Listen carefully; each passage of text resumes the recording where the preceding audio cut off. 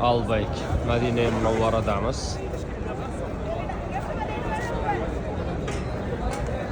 Ko'rib turganlaringiz insonlar taomga navbatda turishibdi. Mana bu yerda panjaralar orasida navbatga turishadi, ichkariga kirishadi.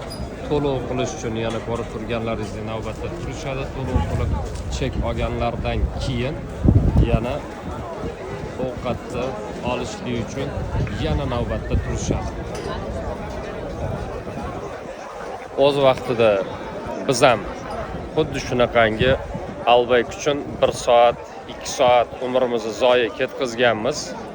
Lekin hozir shuni anglab yetdimki, ovqat uchun qanaqadir o'zimizga yoqadigan ta'm uchun umrni zoya qilishlik unchalik ham ma'qul qilinadigan, yaxshi ko'riladigan ish emas ekan. Siz nima deysiz?